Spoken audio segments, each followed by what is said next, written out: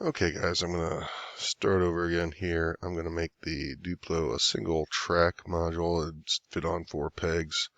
It's relatively useful in their marble runs. So I'm going to go ahead and get started. I'm going to create a sketch and I'm going to choose my plane. I'll do it over here.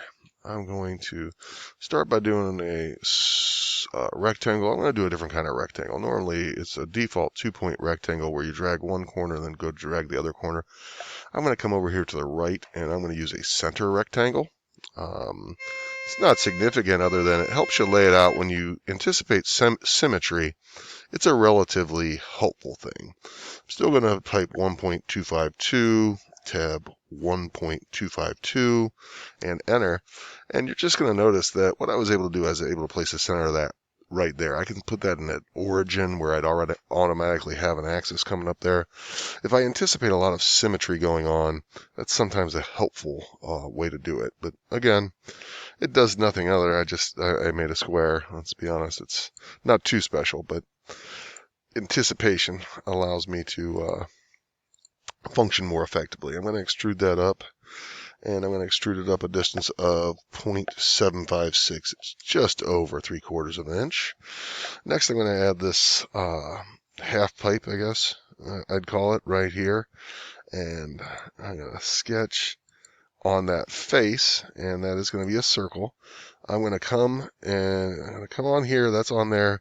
Notice what happens when I reach the halfway point of that. A little triangle pops over the X, and that represents the center of that line. It's equidistant or equilateral from that. I'm going to drag that out. My radius on this is 1/2 of an inch, so the diameter would be 1 inch, and I'll hit enter. And then finish sketch. So I have that sketched on there. Now I'm going to extrude it as a cut.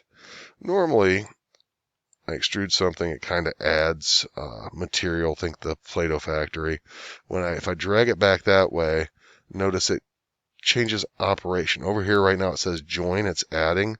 When I drag it through like that, it's now saying cut. And I can also change that. If I change it to join, it would add. If I change it back to cut, it will cut away. So it cut that away for me, which is what I want. Now I'm going to go ahead and I'll shell the bottom. And in order to do that, I'm going to go to modify, shell, and then I'll just click on that, and I'll tell it to be 0.058, which is what we've measured the thickness of these blocks to be. So I have that. Now I got to put this center peg on, and the center peg looks tricky at first. It is a new command as far as extruding is all. So what I'm going to do here is I'm going to draw on this bottom plane, and this is where it's kind of nice to be laid out because it's easy to find the center of that circle for my center peg. Center peg is 0.52. I'm going to hit enter and then finish my sketch, and then I'm going to play a new extrusion. So what I'm going to do is I'm going to extrude this circle. I'm going to extrude it that way. You see, though, I got a problem. So what I'm going to do is, rather than extruding a distance for the extent, I'm going to extrude to object, and then I will click on that object. And what that does is that grows that center peg up to the bottom of this curve, and it fits all the way to it, all the way everywhere around.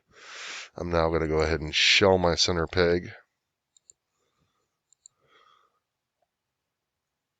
at 0.058, and I'll kind of inspect it, and I must say that is lovely.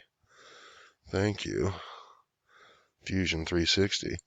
All I have to do now is add some fins. I can do that going back to my corresponding box. I'll do that. Remember in our first Duplo block how it was kind of difficult to place this axis? Well, now I already have an axis. I have an axis that goes right down through the middle of that if I were to start with a center rectangle. All right, there is the Duplo single track block.